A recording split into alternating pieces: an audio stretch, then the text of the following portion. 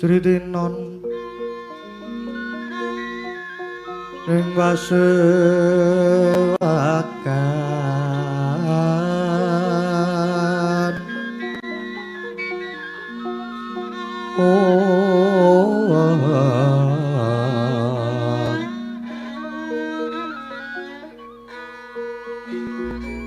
busana.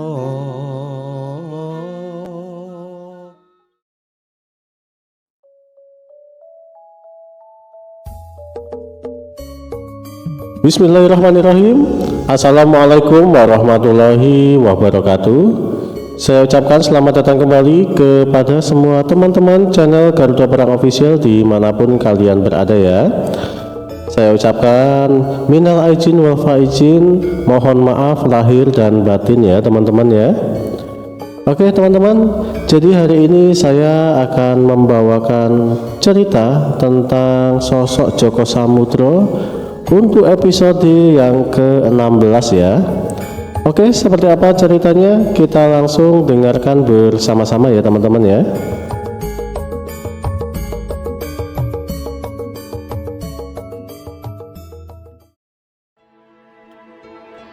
Setelah Djoko Samudro cukup lama berbincang dengan sosok Nogosari Agung Sedayu, ini tiba saatnya bagi Djoko Samudro untuk kembali ke alam sadarnya. Lalu dia pun segera memasukkan pedang naga hitam ke dalam tubuhnya. Eyang, apakah Eyang selamanya akan di sini Yang? Dan tidak mau turun gunung toh Eyang? Eyang sudah cukup puas le berkelana dahulu ketika masih muda le. Sekarang yang Eyang harap adalah bisa mencapai kesempurnaan batin le, lalu bisa moksa, dan Eyang ingin menyusul Eyang Buyut Joyoboyo di Nirwana le. Tapi Eyang, kalau Eyang sudah di Nirwana, apakah aku masih bisa bertemu dengan Eyang? Tentu saja bisa le, asalkan kamu bisa menjaga kesucian hatimu le, hingga waktunya kamu kembali ke Sang Pencipta le.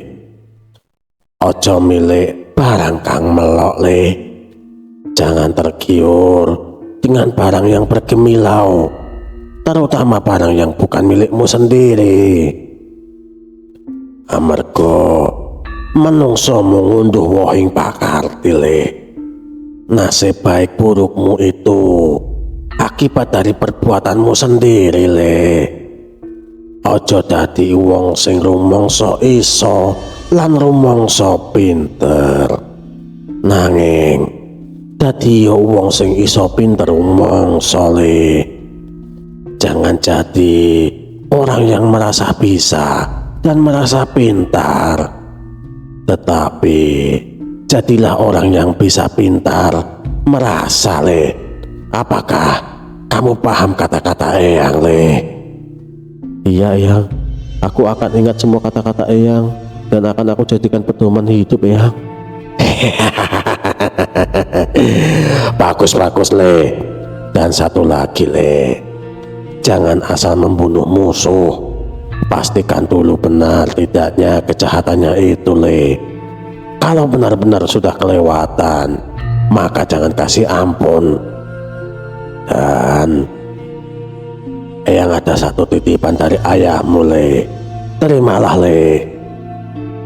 Segera Ronggo Seto pun mengeluarkan sebuah cincin pusaka.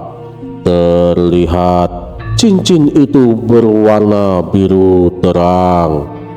Setelah cincin itu diterima oleh Djoko Samudro, cincin itu pun bersinar sangat terang sekali. Lalu Djoko Samudro pun memakainya di jari tangan kanannya, sebab di jari kirinya telah terselip cincin pusar bumi pemberian Raja Ular Tatsaka, pusaka yang mampu membuat Joko Samudro amblas bumi dan berjalan di dalam perut bumi. Apa nama cincin ini, Eyang? Dan apa keistimewaannya? Kamu cari tahulah sendiri, Le. Tapi setidaknya dengan cincin ini ibumu akan tahu jati dirimu dan mampu mengenali dirimu kelak. Yang pasti cincin ini punya keistimewaan yang luar biasa yang akan mempermudah dirimu di masa depan, Le. Terima kasih ya Eyang untuk semua nasihat dan bekal yang sudah Eyang berikan padaku. Ya. Pergunakan semua pusaka dan ilmumu dengan bijak, Le. Jangan semena-mena. Di atas langit masih ada langit. Jangan jumawa dan sombong, ya, Le. Ayomi rakyat yang lemah dan tumpah segala ketidakadilan dan kesewenang-wenangan, Le. Singkat cerita, tiba waktunya bagi Joko Samudro untuk melakukan pengembaraan pertamanya. Ia pun segera berpamitan kepada eyangnya Ronggo Seto dan Maung. Terlihat Raja Wali bertengger di pundak Joko Samudro dan Sukali pun berlutut hormat di belakang Joko Samudro. Eyang, Joko izin pamit ya Eyang. Jaga diri Eyang baik-baik, jaga kesehatan dan jangan bergadang ya Eyang. Lalu Joko Samudro pun memeluk Ronggo Seto, eyang gurunya. Sudah. Kamu hati-hati di jalan, Le. Kalau kamu menemui masalah yang sulit dan kamu tidak bisa memecahkannya, gunakan aji pameling untuk menghubungi Eyang. Eyang akan sebisa mungkin untuk membantu mencarikan solusinya, Le. Dan sebisa mungkin hindari masalah yang tidak perlu, Le. Baik Eyang, Joko izin pamit Eyang.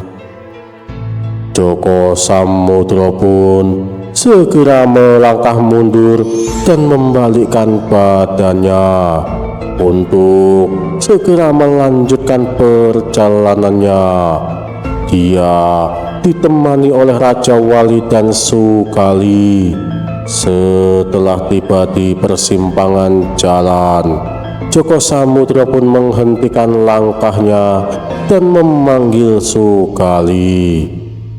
Paman Sukali, mendekatlah kemari Paman. Ngestoke dawuh, Raden. Ada perintah apa, Raden, kepada saya? Paman kembalilah ke kampung halaman Paman. Namun dalam perjalanan Paman carilah informasi sebanyak-banyaknya tentang Kakang Kojali Seto. Kelak setelah aku selesai menemui ayahku, aku akan mencari Paman Sukali. Apakah Paman mengerti dengan perintahku ini, Paman?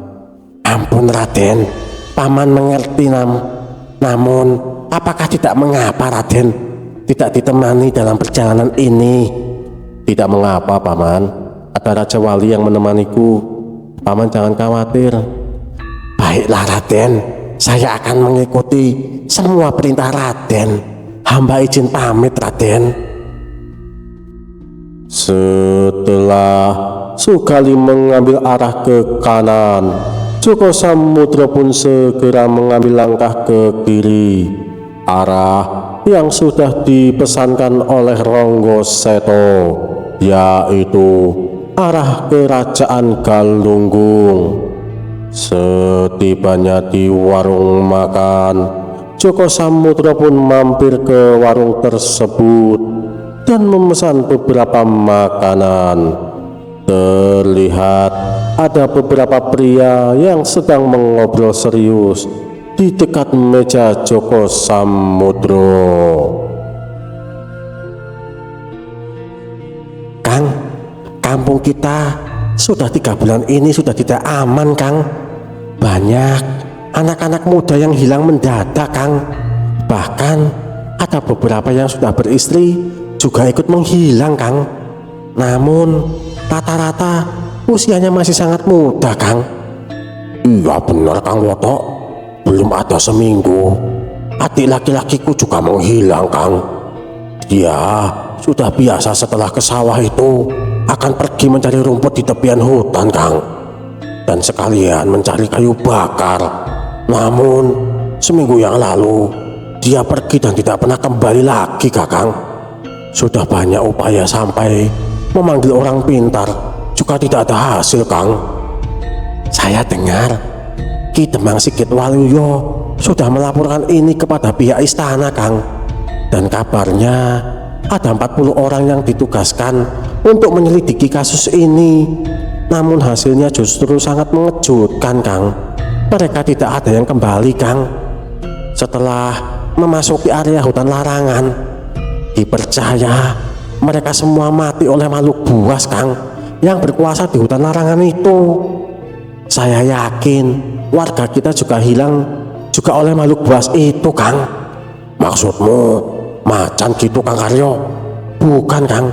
Kalau macan mana mungkin bisa menghabiskan 40 prajurit dalam sehari loh, Kang. Ini aku rasa ini ulah siluman jadi-jadian, Kang. Dan mereka semua dijadikan santapan atau tumbal, Kang. Joko Samudro dengan seksama mendengarkan obrolan dari para pria yang ada di sebelahnya. Sambil menikmati hidangannya, tiba-tiba masuk pasukan kerajaan ke dalam warung tersebut. Maaf Kisanak, apakah kalian tahu letak hutan larangan?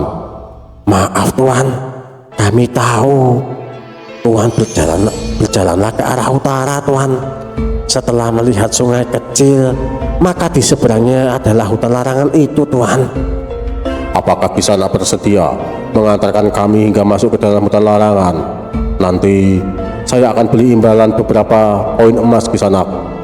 Ampun Doro, kami takut. Kami tidak berani, Doro. Kalau begitu, bagaimana kalau saya tambahin imbalannya? Kalian bisa masuk menjadi salah satu prajurit kerajaan di kerajaan Galunggung, dengan syarat kalian temani kami hingga masuk ke dalam hutan larangan. Mereka berempat pun dibuat bingung dengan tawaran komandan prajurit tersebut. Sudah diketahui oleh mereka semua, menjadi prajurit maka masa depan mereka akan cerah dan dihormati oleh banyak orang. Bukan hanya itu, mereka bisa dengan mudah menaklukkan banyak hati gadis-gadis pujaan mereka. Namun mengingat apa yang sudah banyak terjadi, mereka pun dengan kompak menggeleng. Maaf Tuan prajurit, bolehkah aku menemani kalian masuk ke dalam hutan larangan? Namun dengan syarat apa yang Tuan katakan tadi benar, bahwa Tuan bersedia menjadikan aku salah satu prajurit di kerajaan Galunggung. Anak muda, bukan aku meremehkanmu, namun misi ini bukanlah main-main.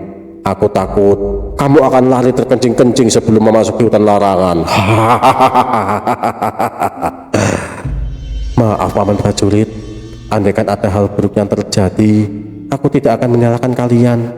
Hanya saja bila saya mampu memberikan sedikit bantuan, sekiranya Tuan prajurit membantu saya menjadi prajurit di kerajaan Galunggung, Tuan. Apakah kamu tahu di mana letaknya hutan larangan dan apa yang akan kita hadapi di hutan larangan tersebut, anak muda? Maaf, saya tidak tahu, Tuan. Bolehkah Tuan memberikan sedikit pencerahan kepada saya? Tuanku Gusti Prabu Mahendra telah mengutus 40 prajurit biasa untuk menyelidiki apa yang telah terjadi di dalam hutan larangan. Namun hanya satu yang mampu meloloskan diri, itu pun dengan kondisi yang terluka parah. Banyak luka cakaran di tubuhnya. Sebelum dia mati, dia sempat menyebut siluman serigala, anak muda.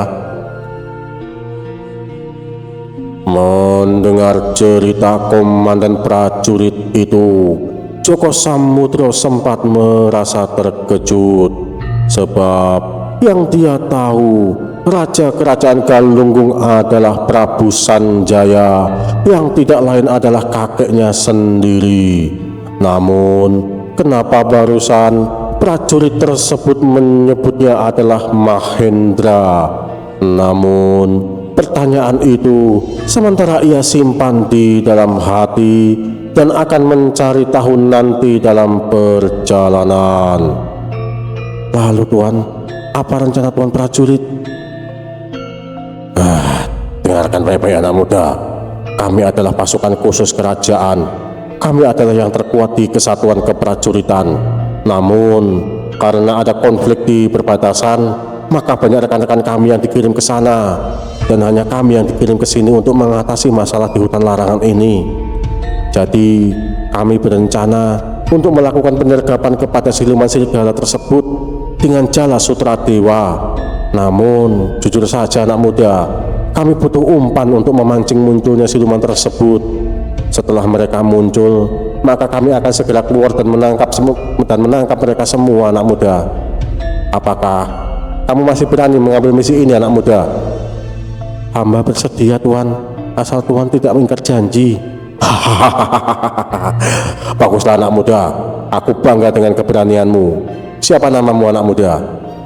Nama hamba Joko Samudro Tuan. Baiklah Samudro, kita berangkat sekarang. Dan aku berjanji akan menjadikanmu prajurit. Namun di kesatuan mana nantinya itu tergantung dengan bakatmu anak muda. Kalau kamu punya bakat di atas rata-rata, maka ada kemungkinan kamu akan menjadi salah satu dari prajurit khusus seperti kami. Singkat cerita, mereka pun telah tiba di pinggiran sungai yang tidak begitu dalam dan lebar. Hanya beberapa langkah, maka akan telah tiba di seberang sungai. Baiklah Samudro, sekarang kamu menyeberanglah. Kami akan menunggu di sini. Kamu pura-puralah mencari kayu bakar. Kalau ada yang mencurigakan, segera kamu tiup trompet ini. Maka kami akan segera muncul dan menyelamatkanmu anak muda. Baik Tuan, saya akan segera menyeberang ke sungai dan mengikuti instruksi dari Tuan.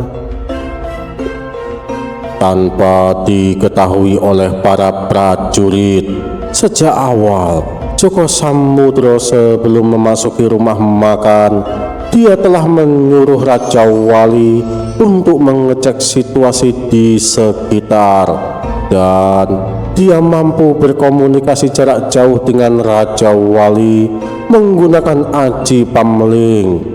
Kini Joko Samudro telah mengetahui situasi di dalam hutan larangan. Menurut pandangan Raja Wali, ada sebuah gua besar tidak jauh dari pinggir sungai. Terlihat ada dua prajurit siluman serigala berbadan manusia dan berkepala serigala yang menjaga di depan gua. Tidak lama setelah Joko Samudro menyeberang, menurut Raja Wali, salah satu prajurit siluman itu bergegas masuk ke dalam goa. Kemungkinan kedatangan Joko Samudro telah tercium oleh para prajurit itu. Lalu mereka pun melaporkannya kepada tuannya. Joko Samudro sengaja tidak melakukan tindakan apa-apa. Dia mengikuti instruksi sesuai perintah komandannya dan menempatkan dirinya di posisi yang terlihat oleh ke-15 prajurit khusus kerajaan Galunggung tersebut. Teman-teman semuanya, ternyata pemuda itu benar-benar berani. Tidak salah aku merekrutnya. Kalau misi ini berhasil, secara pribadi aku akan melatihnya, ucap komandan pasukan tersebut dengan nada berbisik. Tidak berselang lama, terlihat ada pergerakan dari semak-semak yang ada di pinggiran hutan tersebut. Dan benar saja, muncul 4 wanita yang sangat cantik jelita. Mereka berpakaian minim dan berjalan mendekat ke arah Joko Samudro. Keempat wanita itu terlihat menggoda dan merayu Joko Samudro. Wahai pemuda tampan, apa yang kamu lakukan di sini sendirian? Apakah kamu tidak bosan dan kesepian? Bolehkah kami temani? Joko Samudro sadar bahwa yang ada di depannya bukanlah manusia, namun dia pura-pura tidak mengetahuinya dan mengikuti situasi yang telah terjadi.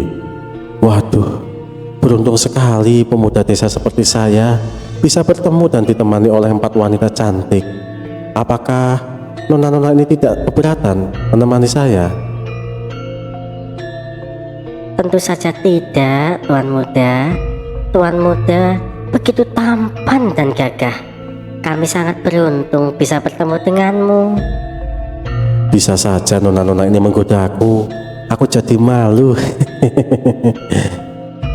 Tuan, ikutlah dengan kami. Kami akan mengenalkanmu kepada ayah dan Biung. Kalau Tuan berkenan, boleh memilih salah satu dari kami untuk dijadikan istri, Tuan. Tapi Tuan harus izin dulu kepada Bopo dan Biung. Melihat pemandangan tersebut, ke-15 prajurit itu pun segera melesat ke arah Joko Samudro dan ke-4 wanita itu.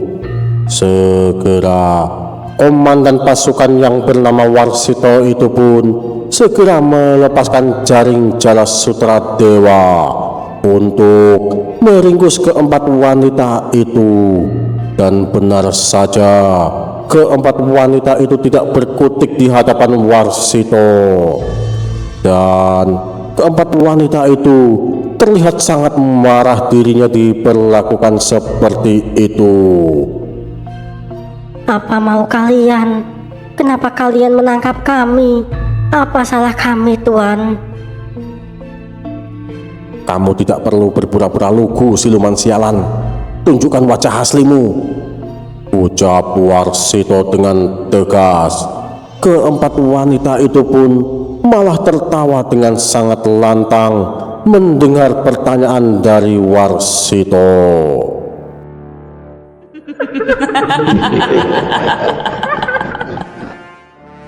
Kamu kira dengan jaring seperti ini mampu menahan kami selamanya, prajurit-prajurit bodoh?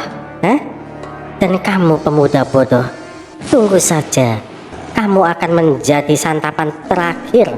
Kamu akan melihat dengan mata kepalamu sendiri ketika perlahan kami akan memotong kedua tangan dan kakimu, dan kami akan memakannya mentah-mentah di depan matamu sendiri, anak muda. Setelah berkata demikian, tiba-tiba dari kejauhan terlihat ada jarum-jarum berterbangan dan mengarah ke para prajurit dan Joko Samudro. Segera Joko Samudro pun merapal Aji Wojo Saketi. Para prajurit khusus dan terlatih tersebut segera mengeluarkan pedang dan menangkis jarum-jarum beracun tersebut. Sialnya, ada 2 prajurit yang terkena tusukan jarum-jarum tersebut, dan terlihat ada 2 prajurit yang tidak sadarkan diri. Semuanya bagi menjadi 3 kelompok, lindungi pemuda itu dan kedua prajurit yang pingsan. Jangan kehilangan fokus. Hati-hati dengan musuh kita kali ini, mereka sangat licik. Kalian para siluman serigala, jangan jadi pengecut. Kemarilah dan hadapi kami dengan kesatria, jangan seperti pecundang. Terlihat mereka memisahkan diri menjadi 3 kelompok dan melindungi Joko Samudro beserta 2 prajurit yang terlihat pingsan. Mereka belum sadar bahwa ada beberapa jarum yang menuju Joko Samudro, namun tak sadar menembusnya tadi. Mereka terus saja memfokuskan pandangan ke dalam hutan. Tiba-tiba ada hembusan angin yang begitu kencang, dan dari dalam pusaran angin itu muncul sebilah pisau berbentuk bulan sabit dan mengarah ke para prajurit. Hati-hati semuanya, ada pisau terbang.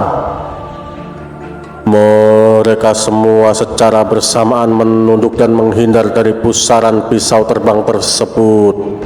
Namun mereka salah prediksi.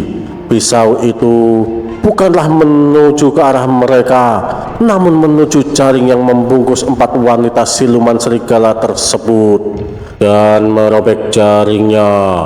Keempat wanita itu pun kini telah bebas keluar. Lalu pisau itu pun berputar kembali ke arah prajurit dan mampu memotong salah satu tangan dari prajurit khusus tersebut. Lalu pisau itu pun masuk ke dalam pusaran angin itu kembali. Lalu muncullah kembali bersama wanita yang sangat luar biasa cantik. Wanita itu mampu menghipnotis hampir semua prajurit. Mereka dibuat bengong dan tak bergerak. Hanya Warsito dan Joko Samudro yang masih sadar. Wanita itu mengeluarkan aji pemikat yang sangat luar biasa. Sadar kalian semua prajurit-prajurit bodoh, wanita itu adalah siluman. Jangan kalian lihat sosoknya yang cantik. Kalian akan dimakan hidup-hidup kalau kalian tidak segera sadar. Maaf Tuan Temenggung, jangan salah sangka dulu kepada kami. Jelaskan perlahan, apa sebenarnya salah kami? Kenapa Tuan begitu galak kepada kami? Jangan pura-pura lugu, siluman sialan. Kamu yang telah menculik warga kampung dan membunuh banyak prajurit kerajaan. Kami akan menangkapmu, hidup ataupun mati.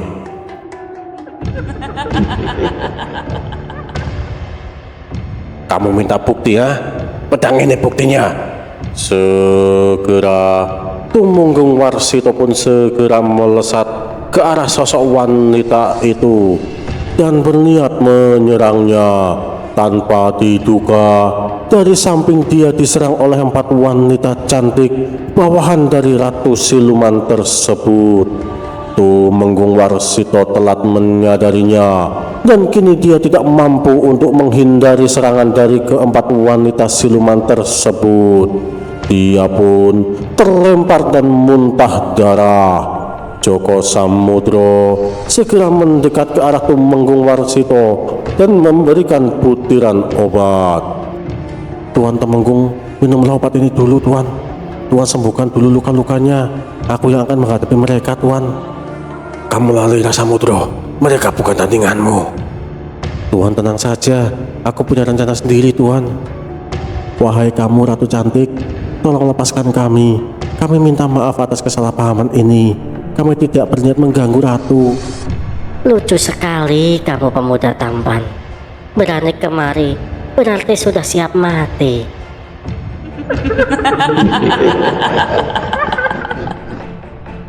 Maaf Ratu, cukup tangkap saya saja dan biarkan ke-15 orang itu pergi Ratu. Mana cukup anak muda, rakyatku ada banyak. Mana kenyang makan kamu saja.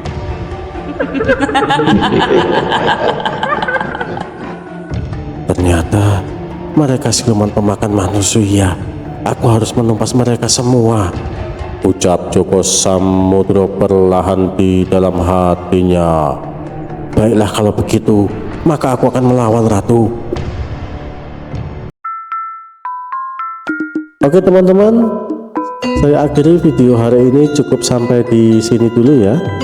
Saya ucapkan selamat datang kepada teman-teman yang baru datang. Jangan lupa klik tombol subscribe ya, supaya teman-teman tidak ketinggalan video-video terbaru dari channel Garuda Perang Official ya. Dan bagi teman-teman yang baru nonton di episode ini, diharapkan teman-teman untuk menonton dari episode ke-1 ya, supaya teman-teman tidak bingung dengan alur ceritanya. Oke, cukup sekian dari saya. Wabillahi taufiq wal hidayah. Assalamualaikum warahmatullahi wabarakatuh.